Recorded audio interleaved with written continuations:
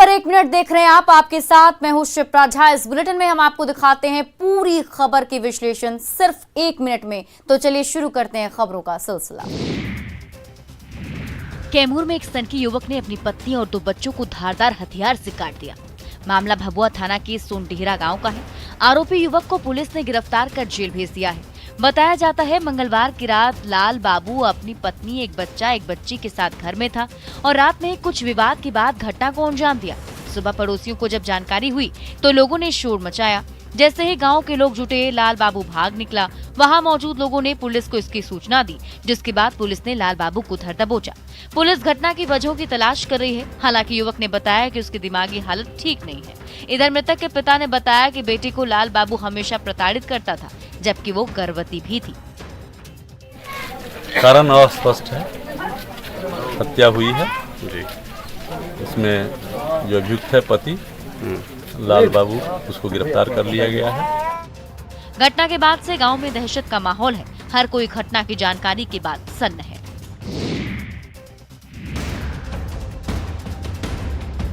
पटना नगर निगम की लापरवाहियों का खामियाजा आम लोगों को भुगतना पड़ रहा है। सचिवालय थाना क्षेत्र के हार्डिंग रोड नंबर 15 गुमटी के पास की घटना है, जहां खेलते समय एक 7 वर्षीय बच्ची नगर निगम के खुले नाले में गिर गई, जिसके चलते उसकी मौत हो गई।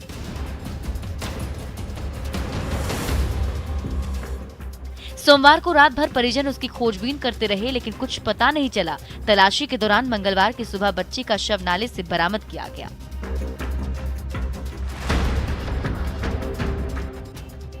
गर्दनीबाग थाना क्षेत्र के यारपुर गुमटी के पास महेंद्र चौधरी परिवार समेत रहते हैं। उनकी 7 वर्षीय नतनी सोमवार को खेलते हुए नाले के पास गई।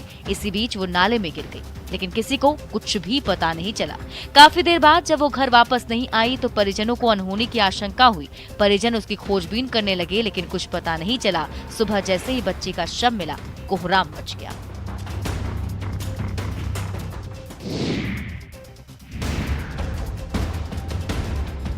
लगातार बारिश और बाढ़ का असर देखने को मिल रहा है। कई जगह पर लोग दुर्घटना के शिकार हो रहे हैं। मंगलवार को मोतिहारी में पानी भरे गड्ढे में डूबने से एक गांव के 5 बच्चियों की मौत हो गई। घटना रक्सौल अनुमंडल के रामगढ़वा थाना क्षेत्र के अहिरौलिया गांव की है। बताया जा रहा है कि बकरी चराने के लिए काफी संख्या में बच्चे और बच्चियां खेत की तरफ गई थी। इसी दौरान जोर से आंधी और तूफान आता देख बच्चे भागने लगे, जिसमें 5 बच्चियां पानी से भरे एक गड्ढे में डूब गई। सभी मृतक बच्चियां अहिरौलिया गांव की हैं। हादसे के बाद से गांव में मातम पसरा हुआ है।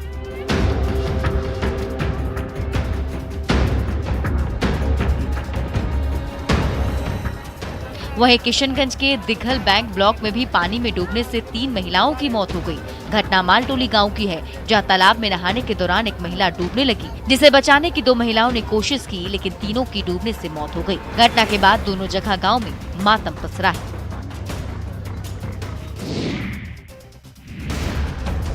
बारिश का मौसम अब खत्म होने को है, लेकिन उसका असर भी दिख रहा है। कहीं फ्लू तो कहीं डायरिया से लोग परेशान हैं। नवादा के नरहट थाना क्षेत्र का मामला है, जहां बदलपुर गांव में डायरिया के प्रकोप से लोग परेशान हैं। यहां महादलित टोले के कुल 9 लोगों को डायरिया हुआ, जिनमें 8 बच्चे और 1 पुरुष शामिल हैं। स्थिति बिगड़ने के साथ सभी को नवादा सदर अस्पताल में इलाज के लिए भर्ती कराया गया।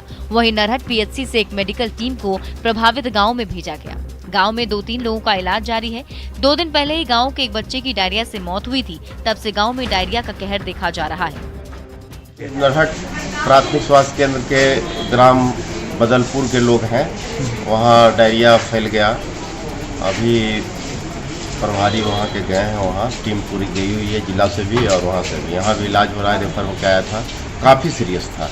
अभी तो बहुत सुधार है। साफ सफाई न होने की वजह से डायरिया का प्रकोप बढ़ता है। ये संक्रामक बीमारी है, जिसकी चपेट में कई लोग आ जाते हैं।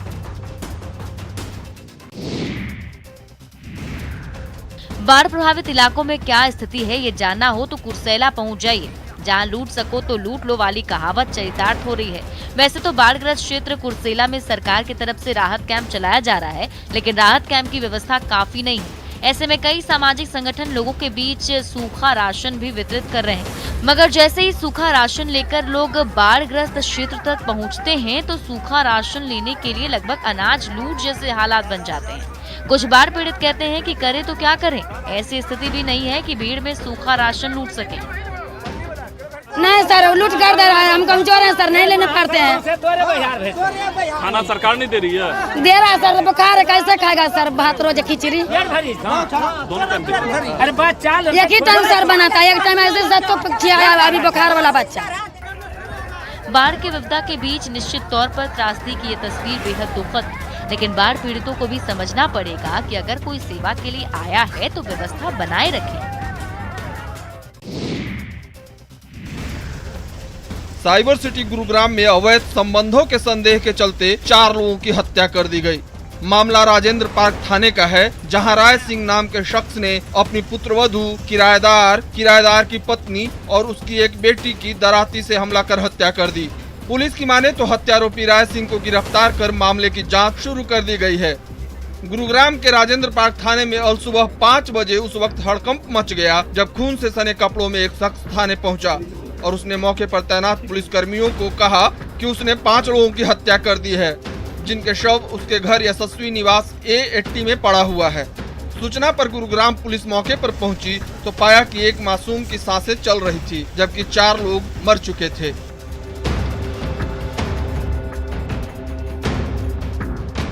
गुरुग्राम पुलिस ने गंभीर रूप से घायल मासूम को निजी अस्पताल में दाखिल करवा दिया है और मामले की जांच शुरू कर दी है।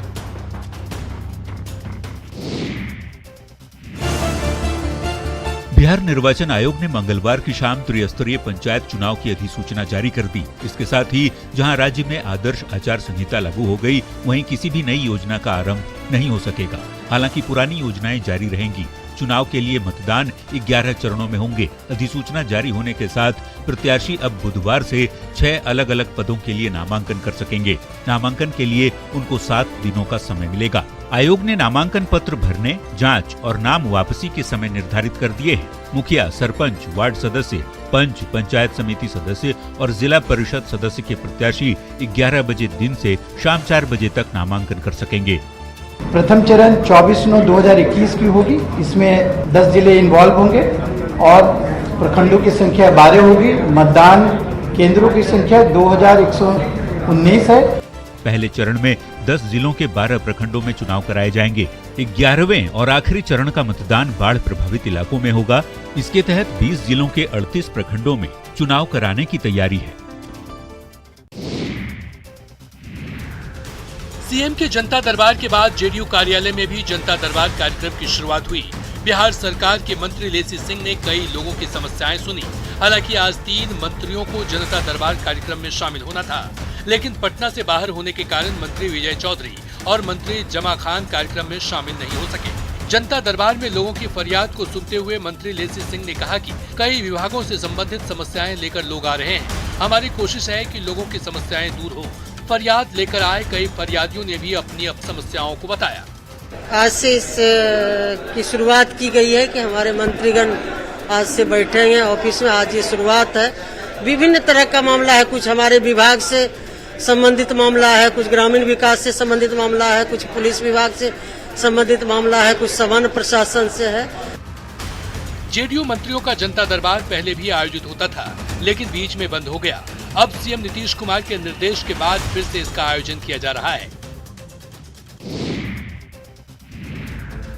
केंद्र सरकार ने झारखंड की जनता को बड़ी सौगात दी है।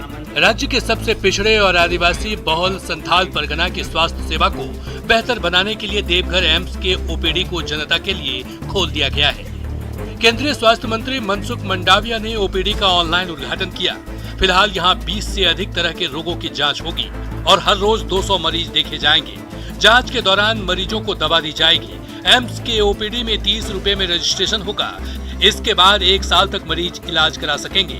आपको बता दें कि देश का 13वां एम्स देवघर स्वास्थ्य झारखंड की परिकल्पना को साकार करेगा। केंद्रीय स्वास्थ्य मंत्री मनसुख मंडाविया और स्वास्थ्य राज्य मंत्री डॉक्टर भारती प्रवीण पवार ने दिल्ली से इसका वर्चुअल उद्घाटन किया। केंद्रीय स्वास्थ्य मंत्री ने एम्स स्थित आयुष भवन और रैन बसेरे भी राष्ट्र को समर्पित किया। ओपीडी में कुल 40 कमरे हैं। मरीजों को बैठने के लिए वेटिंग रूम में सेंट्रलाइज एसी की व्यवस्था है। वेटिंग हॉल में एक साथ 80 रोगियों के बैठने की क्षमता है।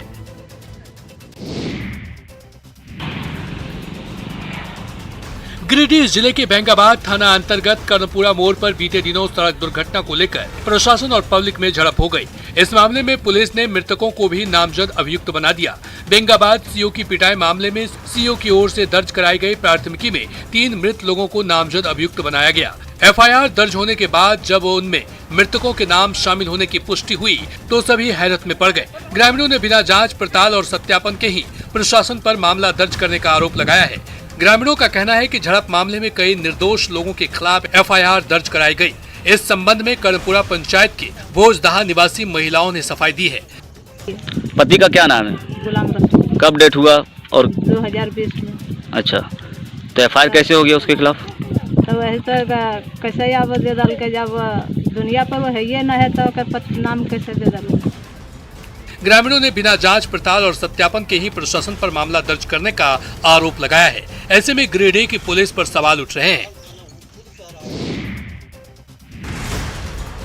बिहार में बारिश का दौर लगातार जारी है। राजधानी पटना समेत सूबे के कई इलाकों में सोमवार को जोरदार बारिश हुई।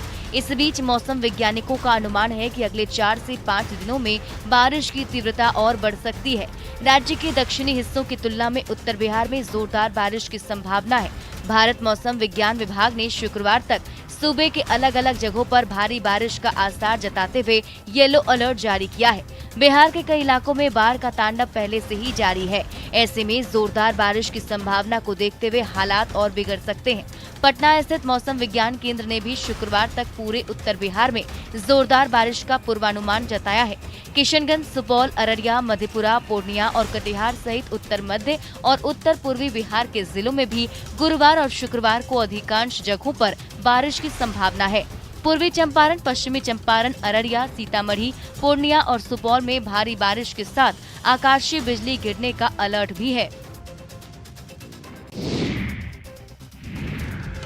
दरभंगा के कई इलाकों में जून से ही बाढ़ का खतरा बना हुआ है। जब भी बारिश होती है नदियां उफान पर होती है और पानी नए इलाकों में पहुंच जाता है।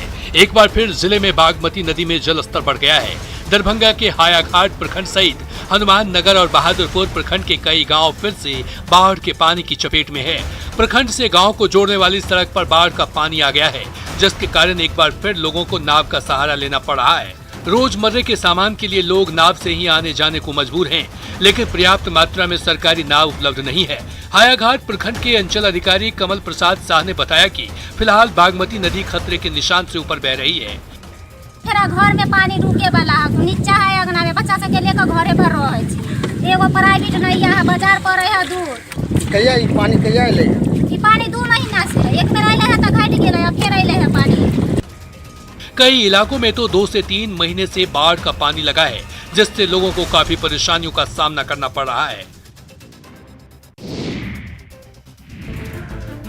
बाढ़ से परेशान लोगों के लिए राहत भरी खबर है। पिछले 4 दिनों से गंगा के जलस्तर में लगातार कमी हो रही है। इस कारण हाईवे से बाढ़ का पानी उतरने लगा है। पिछले 24 घंटे में जलस्तर में 23 सेंटीमीटर की कमी आ चुकी है। भागलपुर में गंगा का जलस्तर तो घट रहा है, लेकिन बर्बादी के निशान नजर आने लगे। भागलपुर कहलगांव मुख्य मार्ग NH 80 का हाल बेहाल हो गया। सड़कें इतनी जर्जर हो चुकी हैं कि गाड़ियां रेंगने को मजबूर हैं। लोगों में नाराजगी इस बात को लेकर है कि जिला प्रशासन इस ओर ध्यान नहीं दे रहा। यहाँ पर भी कभी भी बड़ा हादसा हो सकता है। क्या बताएं, एकदम खचा खुची जहाँ जहाँ पानी आया था, पानी भी आया था कम से कम ठेवना भर इसमें। अभी चलने में डर लग रहा है। हाँ, डर तो लग रहा है, खचा खुची है। प्रशासन के द्वारा कोई यहाँ पे सुरक्षा का व्यवस्था किया गया है? कोई व्यवस्था। पानी घटने के साथ ही कीचड़ व बदबू से अब लोगों की परेशानी और बढ़ गई है। इसके साथ सांप और सियार भी लगातार दिखाई दे रहे हैं। उन्होंने नगर निगम प्रशासन से ब्लीचिंग पाउडर के छिड़काव की मांग की है।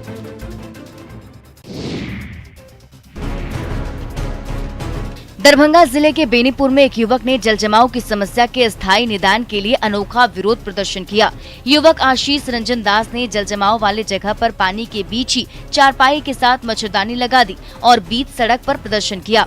अकेले युवक का प्रदर्शन देख आसपास के लोग भी समर्थन करने लगे। लोगों ने तुरंत बांस बल्ला लगाकर सड़क को जाम कर दिया। बेनीपुर के बहेड़ा बाजार को जोड़ने वाली मुख्य सड़क पर पानी टंकी के पास कई सालों से जल जमाव है। कई बार हादसा हो चुका है, उसके बाद भी नगर परिषद ने सुध नहीं ली। अधिकारियों से शिकायत करने के बाद भी समस्या जस की तस बनी हुई है, जिससे लोगों में आक्रोश है। हमेशा जल जमाव की समस्या बना रहता है, जिससे लोग दुर्घटना के शिकार होते हैं। नगर परिषद प्रशासन कान पर जूं रेंगे हुए है, सुनने को तैयार नहीं है। बेनीपुर की ये सड़क वो लाइफलाइन है जो बेनीपुर ही नहीं आसपास के कई कस्बों और गांवों को सीधे दरभंगा से जोड़ती है। लेकिन जब भी बारिश होती है इन सड़कों पर समंदर बहने लगती है।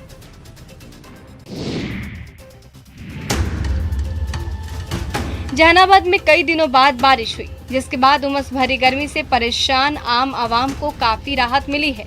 हालांकि इससे एक बार फिर शहर की स्थिति नरकीय हो गई है।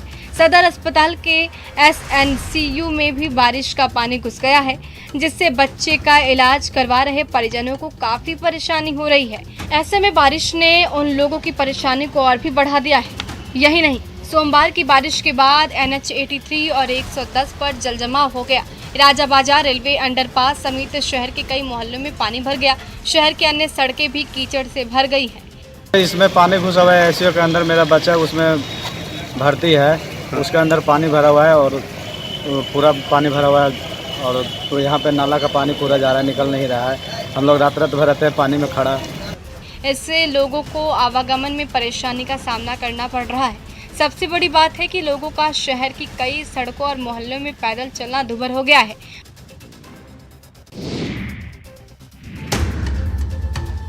कोरोना से लड़ाई के लिए वैक्सीन जरूरी है, लेकिन कई जगह पर इसको लेकर लापरवाही भी देखी जा रही है। भागलपुर में भी कुछ ऐसा ही हुआ, जहां झारखंड के गोड्डा के मेहरमा के लिए आवंटित कोविड वैक्सीन का वायल भागलपुर पहुंच गया।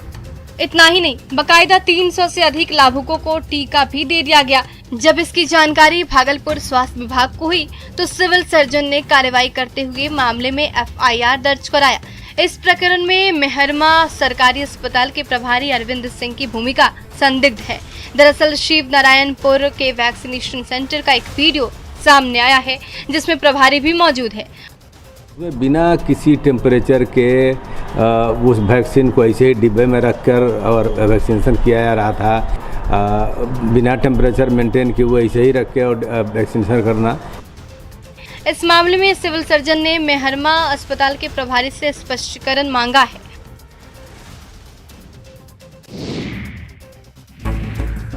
मुजफ्फरपुर नगर थाना क्षेत्र के इमामगंज मोहल्ले में हाईकोर्ट के आदेश पर सोमवार को अतिक्रमण हटाओ अभियान चलाया गया, जिसका वहां मौजूद लोगों ने विरोध किया। विरोध और सड़क जाम करने की कोशिश करने वाले लोगों को सख्ती से खदेड़ दिया गया। इसके बाद बुलडोजर चलाकर अतिक्रमण कर बनाए गए पक्के मकान और झोपड़ियों को ध्वस्त कर दिया गया।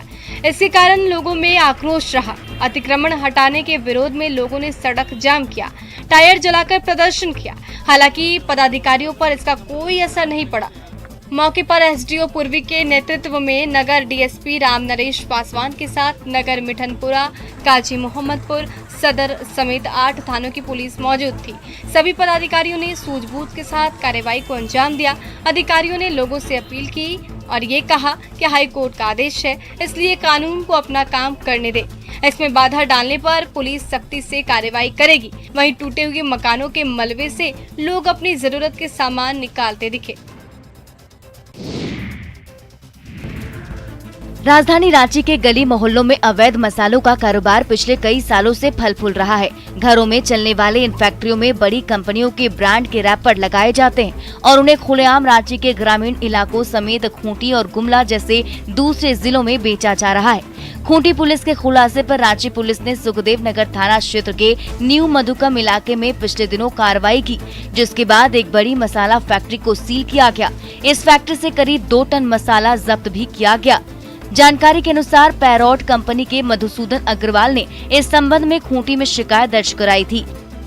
उन्होंने कहा था कि खूंटी के कुछ दुकानदारों ने उन्हें सूचना दी थी कि 2 व्यक्ति पैरोट मसाले का ऑर्डर लेने आए थे, जो 1-2 दिनों में मसाले की आपूर्ति करने वाले हैं। इस पूरे प्रकरण में 2 अलग अलग मामले दर्ज किए गए हैं। नकली मसाला लदे ऑटो पकड़े जाने के बाद खूंटी थाना में एक कांड अंकित किया गया, जबकि दूसरा मामला फूड सेफ्टी ऑफिसर ने रांची में दर्ज करवाया है।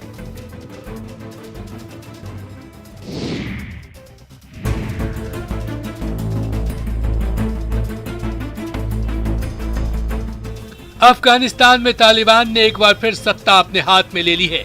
इसका असर भारत और अफगानिस्तान के राजनयिक रिश्तों के साथ साथ कारोबारी रिश्तों पर भी पड़ रहा है। दोनों देशों की भौगोलिक निकटता और ऐतिहासिक संबंधों को देखते हुए भारत अफगानिस्तान का नेचुरल ट्रेडिंग पार्टनर रहा है और दक्षिण एशिया में अफगानिस्तान के उत्पादकों का सबसे बड़ा बाजार है। भारत के बहुत से लोग अफगानी ड्राई फ्रूट्स को पसंद करते हैं और इसके लिए मुंह मांगी कीमत चुकाने को तैयार रहते हैं।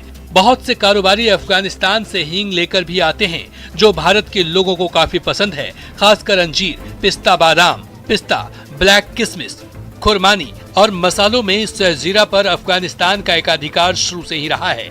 इधर अफगानिस्तान पर तालिबान का काला साया पड़ा है जिससे वहां राजनीतिक अस्थिरता उत्पन्न हो गई है। उसके बाद से ही ड्राई फ्रूट्स के बाजार में काफी तेज उछाल आई है।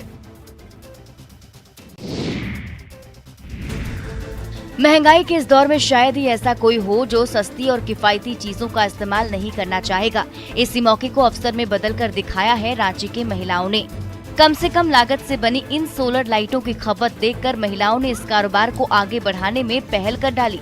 रांची की रोशनी प्रोजेक्ट के तहत रांची में बने सोलर लैंप की डिमांड दिल्ली, हैदराबाद जैसे कई बड़े राज्यों से आते हैं, जो अब ऑनलाइन शॉपिंग प्लेटफॉर्म के जरिए पूरी की जाएगी। वहीं इस कारोबार के खरीदार हो या ग्राहक, दोनों के लिए फायदे का सौदा है। कम कीमतों में सोलर लाइट मिलने के साथ साथ महिला कारोबारियों को रोजगार मिल रहा है। लेकिन ये जो हमारे लीटर ऑफ लाइट जो है, ये झारखंड सरकार का एक बहुत बड़ी उपलब्धि है और पूरे भारत में इस तरह की लाइट कहीं नहीं बनती है। झारखंड में हेमंत सोरेन को भी हम लोग बार बार धन्यवाद देते हैं कि रोजगार मिलते ही महिलाओं की आर्थिक स्थिति में भी सुधार आया।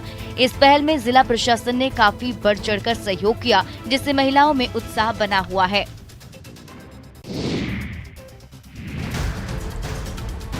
माना जाता है कि सिमडेगा की नसों में हॉकी खून बनकर दौड़ता है। सिमडेगा की बेटियां हॉकी के क्षेत्र में पूरे विश्व में अपना लोहा मनवा चुकी है और अब हॉकी खिलाड़ियों में एक अलग जुनून दिख रहा है। केंद्रीय विद्यालय में पढ़ने वाली 2 छात्राएं इंटर के बाद बीपीएड की पढ़ाई करके ग्वालियर जा रही है। उनकी सोच है बेहतर प्रदर्शन कर बेंगलुरु के NIS में हॉकी का कोच बनने की, जिसके बाद वे झारखंड आकर SS हॉकी सेंटर की कोच प्रतिमा बारबा की तरह हॉकी खिलाड़ियों की नई जनरेशन तैयार कर सके। केंद्रीय विद्यालय सिमडेगा से साइंस लेकर पास आउट हुई हूँ। उसके बाद मैं बीपीएड के लिए मैं LNIP ग्वालियर जाने वाली हूँ, वहाँ से अपना ग्रेजुएशन कंप्लीट करूँगी। उसके बाद मैं ट्राई करूँगी कि NIS जो बेंगलोर पे वहाँ पे मैं अप्लाई करूँ और वहाँ पर से मैं पास आउट होकर के मैं स्वदेश अपना स्टेट लौटूँ। बीपीएड एडमिशन परीक्षा पास करने के बाद उन्हें स्किल टेस्ट के लिए बुलाया गया है। इसे हॉकी क्षेत्र में अच्छी शुरुआत माना जा रहा है।